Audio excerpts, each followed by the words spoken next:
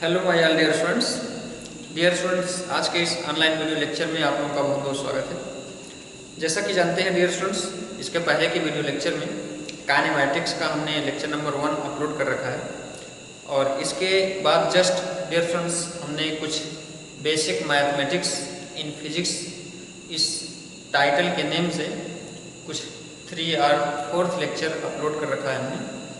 Dear students, इनमें हमने कुछ आपको बेसिक मैथमेटिक्स जो कि फिजिक्स में मेनी टाइम्स यूज होती हैं और बहुत ही हेल्पफुल होती हैं हमारे न्यूमेरिकल्स को सॉल्व करने के लिए, तो हम कुछ बेसिक रूल्स जो है मैथ के आपके हमने इन लेक्चर्स में इंक्लूड किए हैं।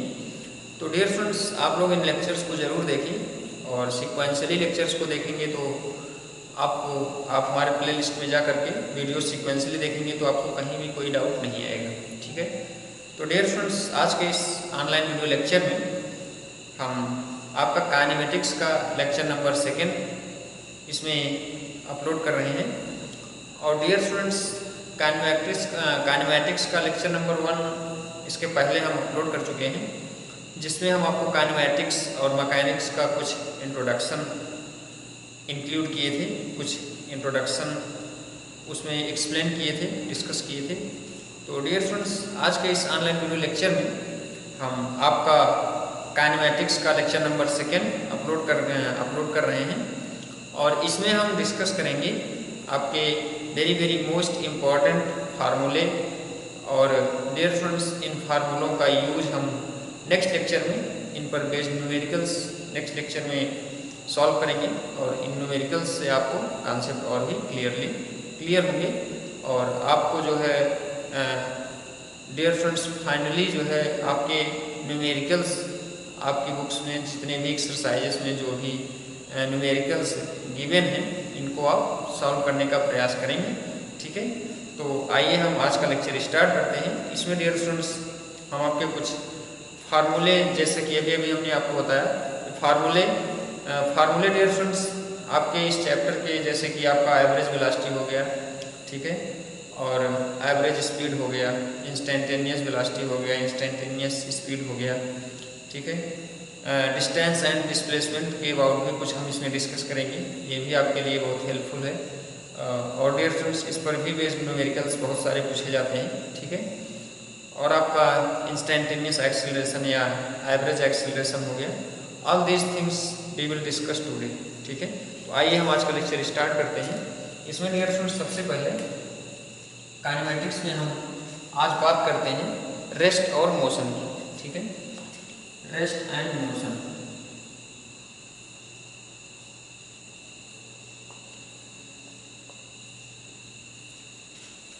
Dear students, rest and motion आप लोग इसके पिछले क्लास 9th में भी कुछ मोशन के अबाउट डिस्कस कर रखे हैं। इसके पहले जैसे कोई ऑब्जेक्ट रेस्ट में है या मोशन में है डियर स्टूडेंट्स, जैसा कि हमने इसके इंट्रोडक्टरी लेक्चर में इवन टाइम्स बता रखा है, मोशन ऑलवेज रिलेटिव।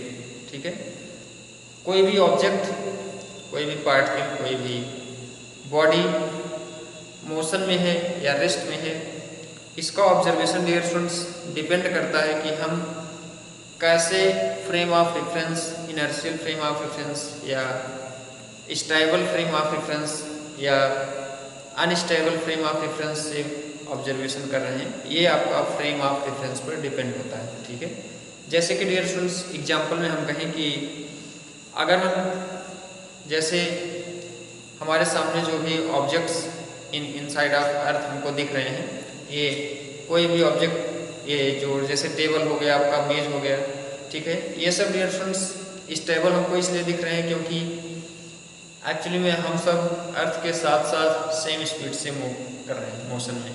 ठीक है, अगर डियर स्टूडेंट्स हम इन्हीं टेबल्स को, इन्हीं ऑल दीज थिंग्स एवरीथिंग्स, अगर डियर स्टूडेंट्स हम अर्थ के बाहर चले जाएं और मून से ऑब्जर्व करें इन्हीं चीज़ों को, इन्हीं सभी ऑल दीज थिंग्स को, तो डियर स्टूडेंट्स ये सारी की सारी बॉडीज जो हैं, ये सारी की सारी पार्टिकल्स जो हैं हमको मोशन में दिखाई देंगे। ठीक है, या मोशन में क्यों दिखाई देंगे डियर स्टूडेंट्स, क्योंकि मोशन आपका अर्थ जो है मून के रिस्पेक्ट में मूव कर रहा है, मोशन में है, ठीक है। तो डियर स्टूडेंट्स, कोई भी ऑब्जेक्ट अब हम मून से देखेंगे तो इनसाइड ऑफ अर्थ हमको घूमती हुई नजर आएगी, और डियर स्टूडेंट्स यहाँ से इनसाइड ऑफ अर्थ, यहाँ से अगर हम मून पर किसी ऑब्जेक्ट को देखते हैं, ठीक है, तो वो ऑब्जेक्ट हमको घूमती हुई नजर आती है। तो एक्चुअली में डियर स्टूडेंट्स, मोशन जो होते हैं हमेशा रिलेटिव होते हैं। कोई ऑब्जेक्ट किसी के रिलेटिव में मोशन में होती है या किसी के रिलेटिव में रेस्ट में होती है, ठीक है। जैसे डियर स्टूडेंट्स, हम ट्रेन में हों, ठीक है, और ट्रेन के किसी डिब्बे में हों और उस डिब्बे में बहुत सारे यात्री बैठे हों, तो डियर स्टूडेंट्स उस डिब्बे में बैठे हुए सभी के सभी यात्री जो है, अगर हम उस डिब्बे में से उन सभी यात्रियों को ऑब्जर्व करते हैं तो सभी के सभी यात्री हमको स्टेबल दिखेंगे। बट डियर स्टूडेंट्स, वह पर्सन जो ट्रेन में ना बैठा हो, जो ट्रेन से बाहर हो, उसके अकॉर्डिंग डियर स्टूडेंट्स हम देखेंगे तो डिब्बे में बैठे हुए सारे के सारे पर्सन मूव कर रहे हैं, क्योंकि आपका डिब्बा, ट्रेन का डिब्बा भी आपका मूव कर रहा है, ठीक है, कंपार्टमेंट भी आपका मूव कर रहा है ट्रेन के साथ। तो डियर स्टूडेंट्स, एक्चुअली में कोई भी ऑब्जेक्ट या कोई भी बॉडी मोशन में है या रेस्ट में है, इसका ऑब्जर्वेशन हम अकॉर्डिंग टू, जिसको फ्रेम ऑफ रेफरेंस हम बोले थे dear students, frame of reference, एक फिक्स्ड रेफरेंस बॉडी को फ्रेम ऑफ रेफरेंस कहा जाता है, या कार्टेशियन सिस्टम को फ्रेम ऑफ रेफरेंस कहा जाता है, जिनके coordinates x, y, z 3D में होते हैं। अगर इसमें डियर स्टूडेंट्स हम टाइम भी इंक्लूड कर लेते हैं तो आपका x, y, z t space time coordinate हो जाता है। इसके रिस्पेक्ट में हम हमेशा किसी भी ऑब्जेक्ट के मोशन को डिस्कस करते हैं, ठीक है। कोई भी ऑब्जेक्ट रेस्ट में है या मोशन में है, उसकी पोजीशन का डियर स्टूडेंट्स हम पता कैसे लगाते हैं, हम हमेशा एक रेफरेंस बॉडी या फ्रेम ऑफ रेफरेंस जिसको बोलते हो, इसके ओरिजिन से हम इसी ओरिजिन के रिस्पेक्ट में, इसके ओरिजिन के रिस्पेक्ट में, इसी फ्रेम ऑफ रेफरेंस के रिस्पेक्ट में हम बॉडी का पता लगाते हैं कि बॉडी की पोजीशन चेंज हो रही है या फिक्स है, ठीक है। तो इसको नाम दिया गया है डियर स्टूडेंट्स कार्टेशियन सिस्टम, ठीक है, x, y, z। तो किसी भी ऑब्जेक्ट का मोशन या रेस्ट आप कैसे डिसाइड करते हो, किसी अदर फिक्स्ड ऑब्जेक्ट के रिलेटिव में, ठीक है, किसी अदर ऑब्जेक्ट के रिलेटिव में हम हमेशा ऑब्जर्व करते हैं कि कोई भी अदर ऑब्जेक्ट मोशन में है या रेस्ट की पोजीशन में है ना। तो आई होप आपको क्लियर हो गया होगा rest and motion of any object, ठीक है। अब dear students, rest and motion के बाद आइए हम इसमें नेक्स्ट कॉन्सेप्ट सीखते हैं, जो कि आपका बहुत ही यूजफुल है और बहुत ही इम्पोर्टेंट है, और इसको आप पिछले क्लासेस में इसको भी आप पढ़ रखे हो, जिसको डिस्टेंस एंड डिस्प्लेसमेंट बोलते हैं, डिस्टेंस एंड डिस्प्लेसमेंट।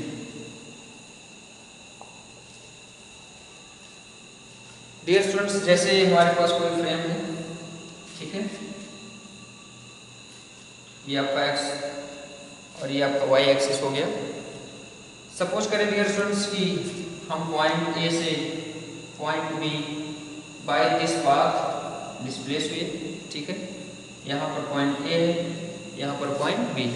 हमने सपोज कर रखा है डियर स्टूडेंट्स कि पॉइंट A से पॉइंट B तक हम बाय दिस पाथ हम डिस्प्लेस हो रहे हैं, ठीक है, मूव हो रहे हैं।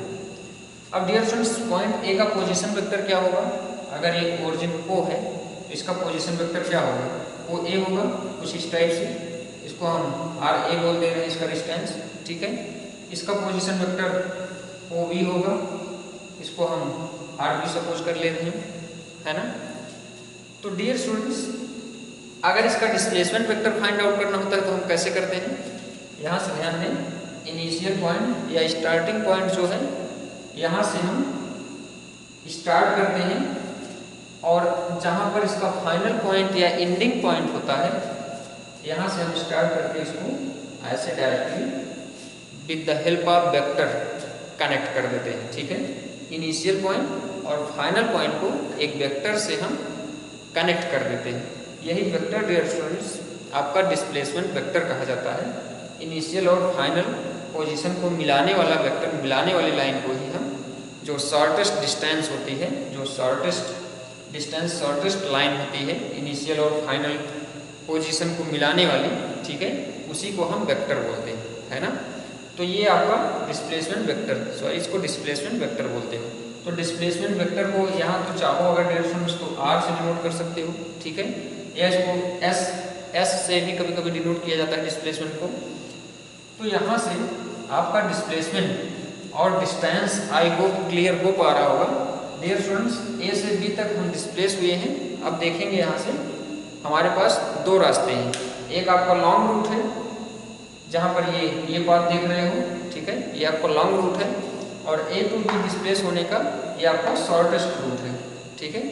तो डियर स्टूडेंट्स, जो वेक्टर होता है यह केवल इनिशियल और फाइनल पोजीशन पर ही डिपेंड होता है। इनिशियल पोजीशन आपका ए है, फाइनल पोजीशन आपका बी है।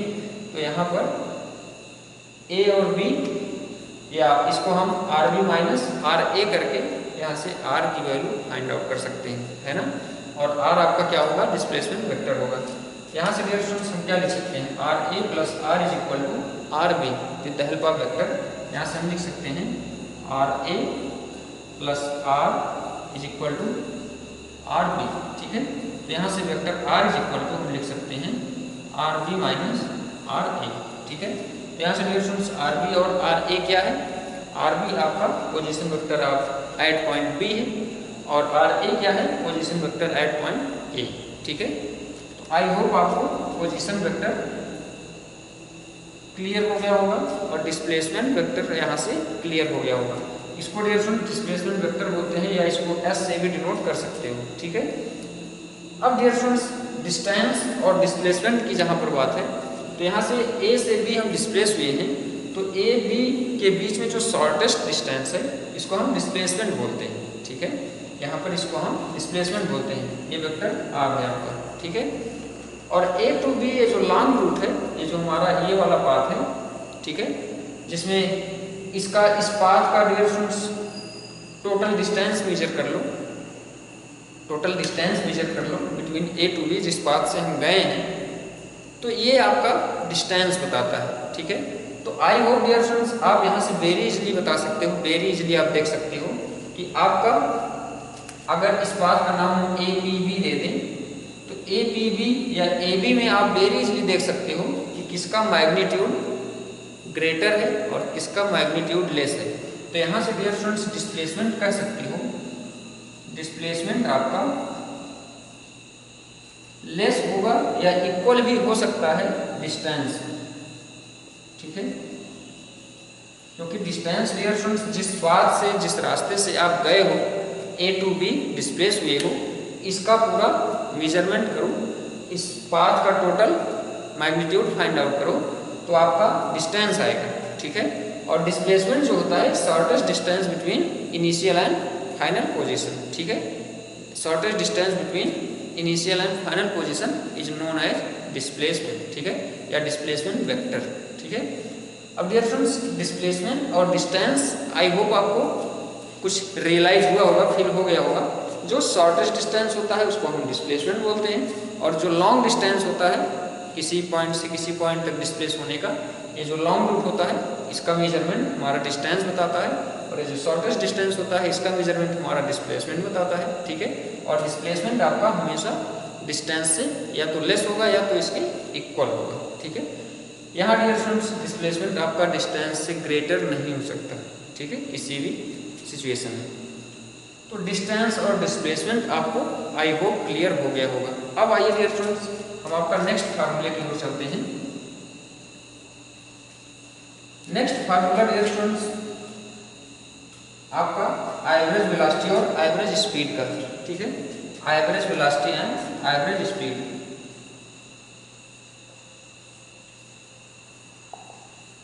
सबसे पहले डियर स्टूडेंट्स एवरेज वेलोसिटी देखते हैं। एवरेज वेलोसिटी का फार्मूला होता है, एवरेज वेलोसिटी की डिफिनीशन सुनेंगे, the ratio of total distance, average velocity है, यहाँ से टोटल डिस्प्लेसमेंट होगा, the ratio of total displacement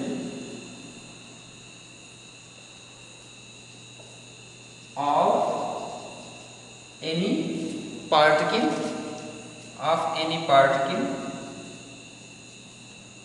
in time interval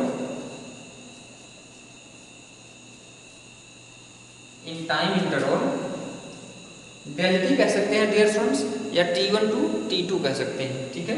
in time interval यहाँ हम del t लिख दे रहे हैं, del t की वैल्यू आपकी हो जाएगी t2 माइनस t1 या t1 माइनस t2, ठीक है। अब डियर स्टूडेंट्स यहाँ पर फार्मूला होगा हमारा एवरेज वेलोसिटी का, v average is equal to होगा डेल टोटल डिस्टेंस, यहाँ पर डिस्प्लेसमेंट होगा डियर स्टूडेंट्स, ध्यान देंगे total displacement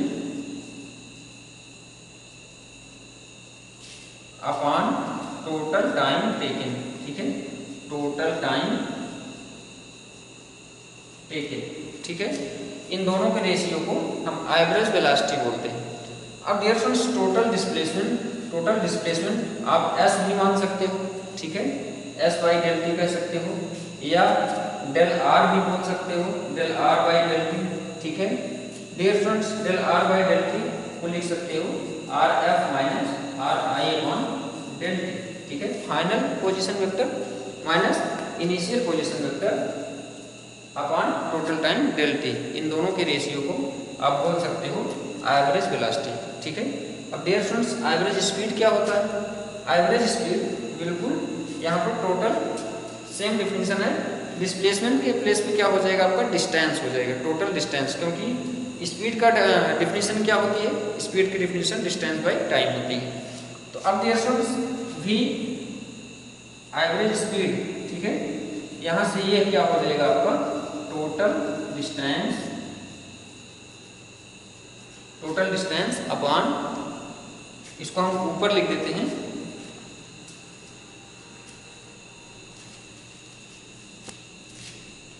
dear students total distance, यहाँ से average speed is equal to आपका होता है total distance, the ratio of total distance upon total time taken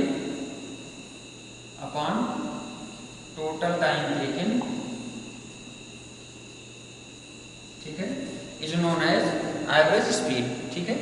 average speed को डियर स्टूडेंट्स भी average speed is equal to होता है,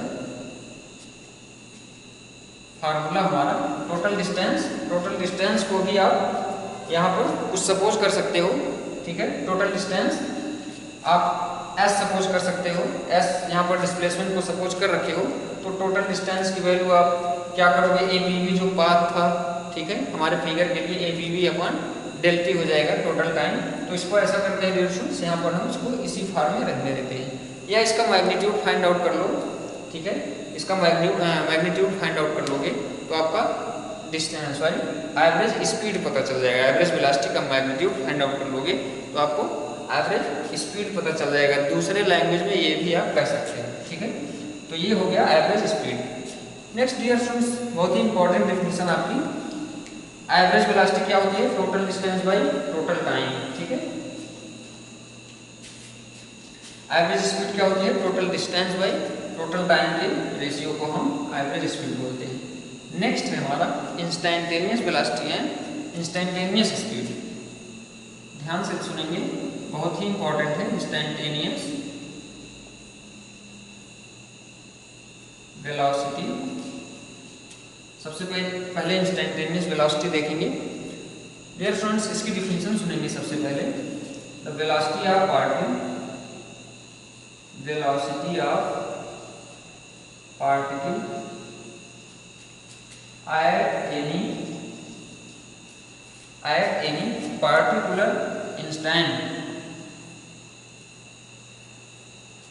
at any particular instant is known as instantaneous velocity.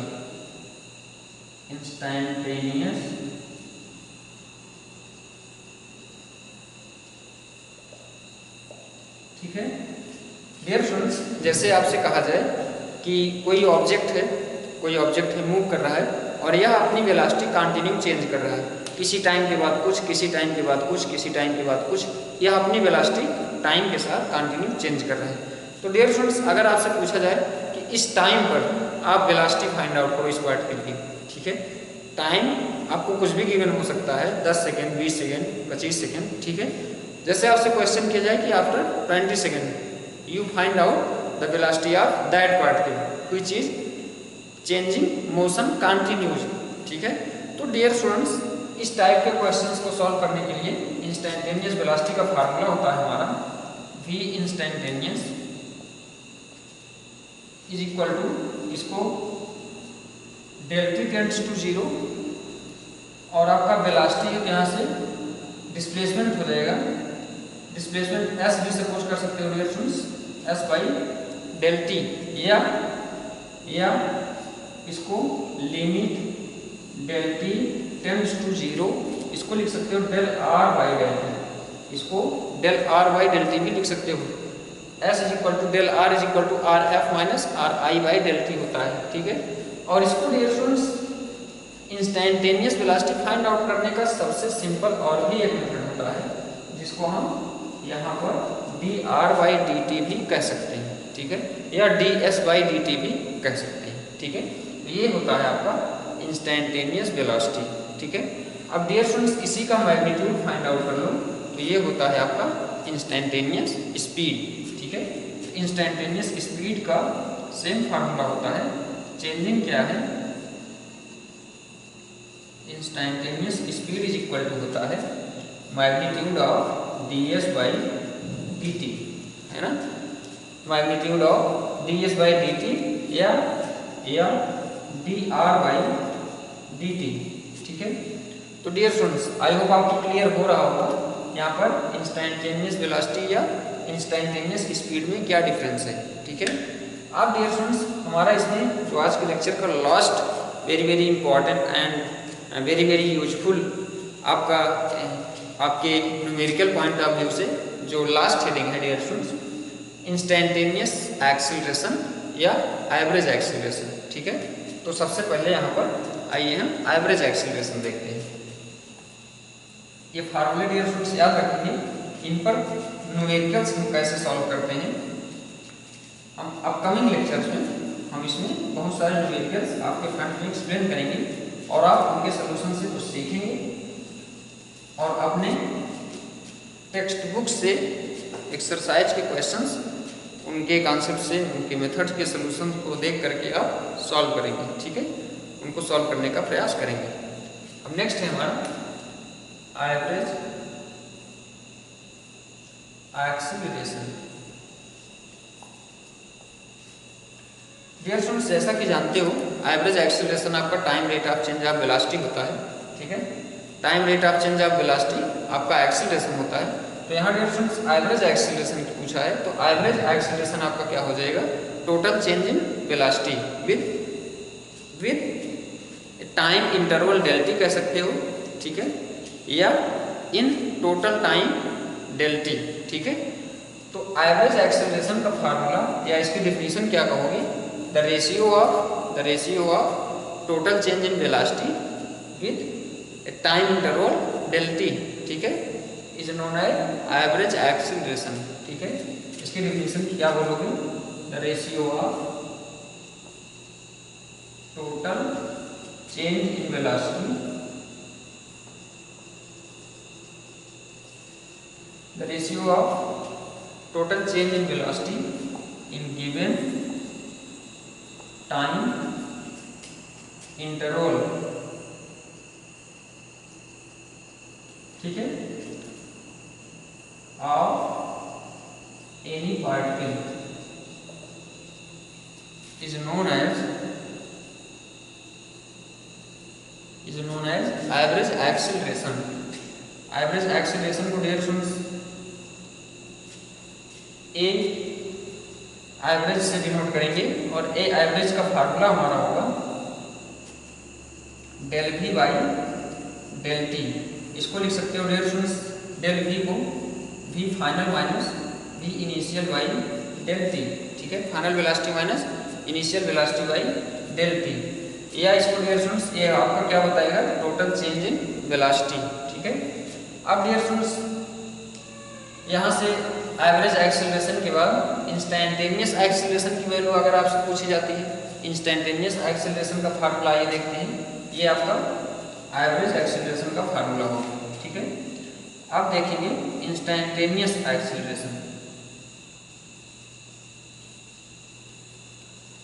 Instantaneous acceleration भी dear students आपका बहुत ही important और बहुत ही हेल्पफुल है न्यूमेरिकल्स पॉइंट ऑफ व्यू के अकॉर्डिंग। तो इंस्टैंटेनियस एक्सेलरेशन की डिफिनीशन सबसे पहले थ्योरेटिकली ध्यान से सुनेंगे। Dear students, total change in velocity at any particular instant, total change in velocity at any particular instant is known as instantaneous acceleration. Instantaneous acceleration का formula होता है हमारा ए इंस्टैंटेनियस इक्वल टू होता है limit del t tends to 0 del v by del T.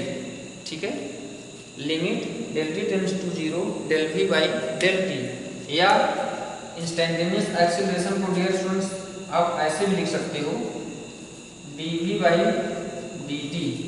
ठीक है, d v by d t ये आपका इंस्टैंटेनियस एक्सेलरेशन रिप्रेजेंट कर रहा है। तो आई होप डियर स्टूडेंट्स आपको ये सारे के सारे फार्मूले क्लियर हो गए होंगे। जहाँ पर डियर स्टूडेंट्स हम वन टाइम्स रिकैप करें तो सबसे पहले आपका हमने रेस्ट एंड मोशन डिस्कस किया है। ठीक है, rest and motion dear students हमने आपको बताया कि कोई भी ऑब्जेक्ट जो है मोशन में या रेस्ट में होती है किसी एक रेफरेंस बॉडी के, किसी एक अनदर रेफरेंस बॉडी के रिलेटिव। ठीक है, उसके करस्पॉन्डिंग। ठीक है, तो डियर स्टूडेंट्स जैसे हमने आपको सन और अर्थ और मून का एग्जाम्पल का जिक्र भी हमने इसमें किया था। तो आई होप आपको यहाँ से क्लियर हो गया होगा कि रेस्ट एंड मोशन का मतलब क्या है। ठीक है, तो डियर स्टूडेंट्स जिसमें हमने रेफरेंस बॉडी कार्टेशियन सिस्टम, ठीक है, कार्टेशियन सिस्टम रेफरेंस बॉडी को हमने बोला है। कार्टेशियन सिस्टम में dear students x y z जैसा कि हमने फिगर भी दिखाया था। तो ये आपका क्या होता है, रेस्ट एंड मोशन। ठीक है, कोई भी ऑब्जेक्ट किसी अनदर बॉडी के रिस्पेक्ट में रेस्ट में होती है या मोशन में होती है। तो आई होप आपको रेस्ट एंड मोशन भी क्लियर हो गया होगा। अब डियर स्टूडेंट्स एवरेज, इसके बाद हम डिस्कस किए थे इसमें डिस्टेंस और डिस्प्लेसमेंट का।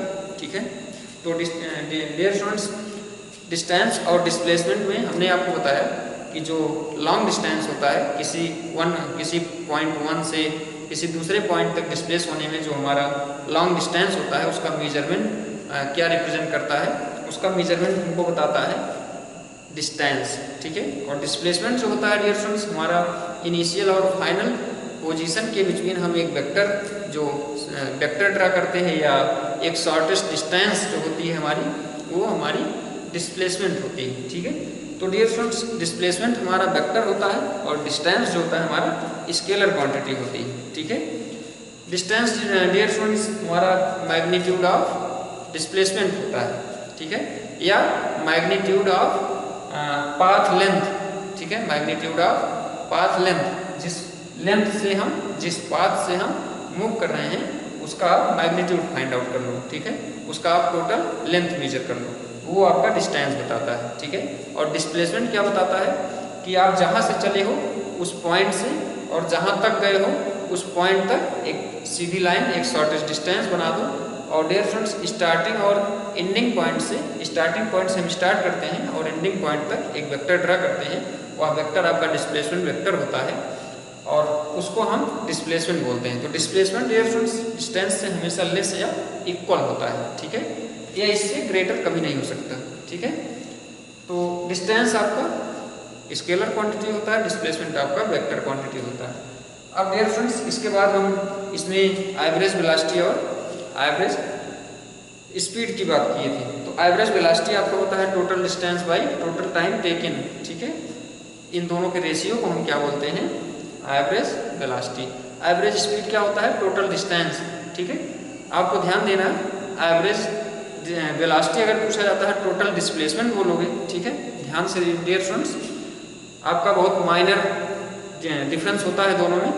इसमें टोटल डिस्टेंस होता है, एवरेज वेलोसिटी की बात करते हैं तो टोटल डिस्प्लेसमेंट। ठीक है, टोटल डिस्प्लेसमेंट और time taken, total time taken के रेशियो को हम एवरेज वेलोसिटी बोलते हैं, और टोटल डिस्टेंस और time taken, total time taken या टाइम इंटरवल, इन दोनों के रेशियो को डियर स्टूडेंट्स हम क्या बोलते हैं, एवरेज स्पीड बोलते हैं। ठीक है, तो आई होप आपको एवरेज स्पीड और average displacement average velocity clear हो गया होगा। अब डियर स्टूडेंट्स, इसके बाद हमने आपके फ्रंट में नेक्स्ट जो है एवरेज वेलोसिटी और एवरेज स्पीड के बाद हमने डिस्कस किया था इंस्टेंटेनियस वेलोसिटी, ठीक है, या इंस्टेंटेनियस स्पीड। ठीक है, तो instantaneous velocity dear students, velocity of any particle at any particular time, just time. ठीक है, जैसे कोई ऑब्जेक्ट मूव कर रही है तो 2 सेकंड के बाद इसकी वेलोसिटी क्या होगी, उस ऑब्जेक्ट की वेलोसिटी अगर सपोज कर लें चेंज हो रही है। ठीक है, तो डियर स्टूडेंट्स क्वेश्चन आपसे किया जा सकता है 2 सेकंड के बाद 3 सेकंड 5 सेकंड। ठीक है, तो जस्ट टाइम आप उसकी वेलोसिटी मेजर करो। ठीक है, तो उसको हम बोलते हैं इंस्टेंटेनियस वेलोसिटी। और instantaneous speed dear students, instantaneous velocity के मैग्नीट्यूड को हम इंस्टेंटेनियस स्पीड बोलते हैं। ठीक है, इसके बाद डियर स्टूडेंट्स लास्ट में हमने आपको बताया इंस्टेंटेनियस एक्सेलरेशन या एवरेज एक्सेलरेशन। तो एवरेज एक्सेलरेशन डियर स्टूडेंट्स आपका del v by del t होता है, total change in velocity in given time interval del t। ठीक है, तो vf माइनस vi जिसको बोले हो बाय del t हो गया। ठीक है, अब इसके बाद डियर स्टूडेंट्स इंस्टेंटेनियस एक्सेलरेशन में A instantaneous is equal to instantaneous acceleration आपका जस्ट एज इंस्टेंटेनियस वेलोसिटी की तरह या इंस्टेंटेनियस स्पीड की तरह क्या हो जाएगा, the total change in velocity at any particular time. ठीक है, at any particular time dear students, the total change in velocity at any particular instant भी कह सकते हो, एट एनी पार्टिकुलर इंस्टेंट आपका क्या बोला जाता है, इंस्टेंटेनियस एक्सेलरेशन। तो ये सारे के सारे फार्मूले डियर स्टूडेंट्स आपको याद रखने हैं, और अपकमिंग लेक्चर्स में डियर स्टूडेंट्स हम इन पर बेस्ड बहुत सारे न्यूमेरिकल्स आपके लिए जो कि बहुत ही हेल्पफुल होंगे आपके competition point of exam point of view के, आपके कंपटीशन पॉइंट ऑफ व्यू के अकॉर्डिंग भी और आपके home exam point of view के अकॉर्डिंग भी डियर स्टूडेंट्स बहुत ही इंपॉर्टेंट होते हैं न्यूमेरिकल्स। तो इन पर बेस्ड न्यूमेरिकल्स बहुत ही ईजी होते हैं, आपको न्यूमेरिकल्स सारे ईजी होते हैं जैसा हमने मेनी टाइम्स बता रखा है। आपको डियर स्टूडेंट्स कॉन्सेप्ट और फार्मूलों पर पकड़ होनी चाहिए। ठीक है, और कॉन्सेप्ट और फार्मूलों पर पकड़ डियर स्टूडेंट्स आपका बनता है जितना ज़्यादा आप क्वेश्चन प्रैक्टिस करते हो। ठीक है, तो questions more and more practice करो, आपका थ्योरेटिकल पोर्शन भी स्ट्रांग होगा और न्यूमेरिकल पोर्शन या मैथमेटिकल पोर्शन, ठीक है, या डेरिवेशनल पोर्शन आपके ऑलरेडी स्ट्रांग हो जाएंगे। ठीक है, तो डियर स्टूडेंट्स आज के इस लेक्चर को हम यहाँ पर स्टॉप करते हैं। अपकमिंग लेक्चर्स में हम लेकर के आएंगे इन फार्मूलों पर बेस्ड कुछ न्यूमेरिकल्स। ठीक है, तो डियर स्टूडेंट्स आप लोग फार्मूले रिमेंबर रखें, वीडियो को रिवाइज करें। ठीक है, कहीं कोई डाउट आता है तो आप हमसे बाय कमेंट शेयर कर सकते हैं। तो आज के इस लेक्चर को हम यहाँ पर स्टॉप करते हैं। Thank you very much.